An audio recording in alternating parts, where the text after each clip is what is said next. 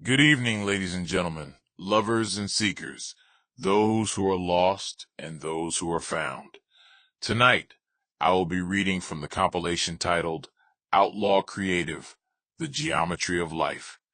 We will be hearing from the chapter titled Cutting Corners, and the body of this short fragment reads as follows. Sometimes we wait around the corner and take our chances. That being said, let's get started, shall we? Cutting corners. Cutting corners is usually framed as laziness, sloppiness, the small compromise that saves time and costs integrity. The contractor skipping reinforcement, the student skimming the reading, the driver shaving distance off the curve. The phrase carries judgment.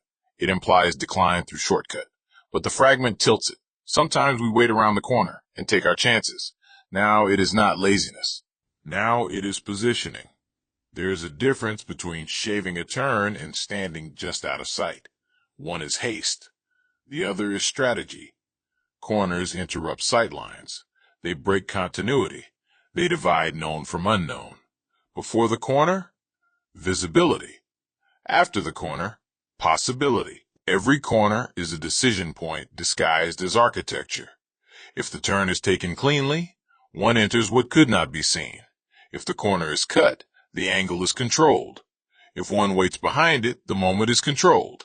Life is not lived in straight lines. It is lived in angles, in turns, in intersections where vision collapses and must be re-earned. Sometimes cutting corners is moral erosion, the small shortcut that compounds, the half-done task, the promise trimmed for convenience. That kind of cutting hollows a person. It saves minutes and costs mass. But the fragment is not only about that. It is about waiting around the corner. Waiting implies restraint, not rushing. Not barging into visibility, not announcing arrival. Waiting means understanding timing. Corners are powerful because they compress the field. They force encounter. A figure approaching cannot be seen until the last second. That surprise can be threat or opportunity. Sometimes we wait around the corner and take our chances. That is not necessarily cowardice.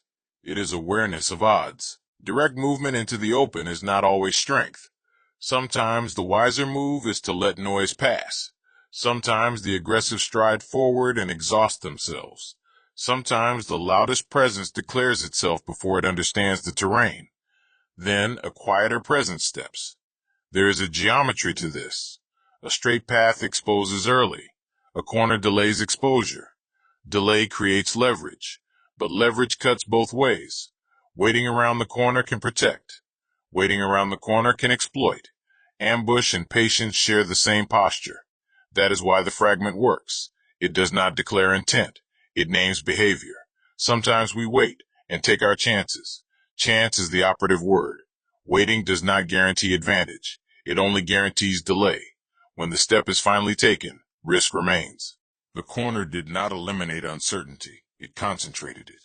The person who always cuts corners in life, morally, relationally, creatively, shrinks their field. Efficiency becomes priority. Depth thins. Angles are rounded until nothing remains sharp enough to hold weight. But the person who understands corners moves differently. They know that turning a corner changes the map. They know that some corners are thresholds, some are exits, some are traps. In craft, cutting corners often means rushing, publishing before ripening, editing before resting, finishing before finishing. That kind of cutting produces brittle work. It appears complete. It is not. But in life, sometimes the strongest move is not forward, but sideways, around. There are moments when stepping directly into conflict is foolish, when clarity requires concealment, when presence requires timing. Waiting around the corner is not always manipulation. Sometimes it is survival.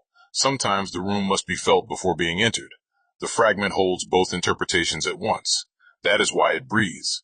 Cutting corners can degrade. Waiting around corners can sharpen. One reduces effort. The other increases awareness. Speed is often mistaken for intelligence. The fastest route is not always the strongest route. The most visible path is not always the safest.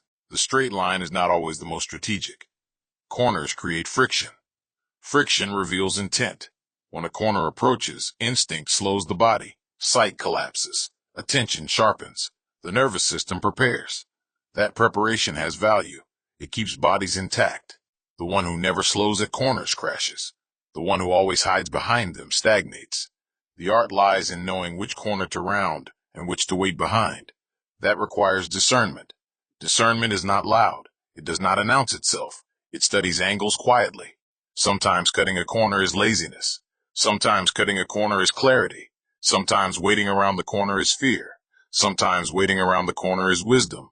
The fragment does not moralize. It admits that life bends. Movement disappears from sight. Reappearance happens unexpectedly. Visibility is chosen and sometimes withheld. Sometimes the corner is cut to avoid the long grind. Sometimes the corner is waited out to let the dust settle. And sometimes chances are taken not from recklessness, but from recognition that every path eventually turns. No one walks straight forever.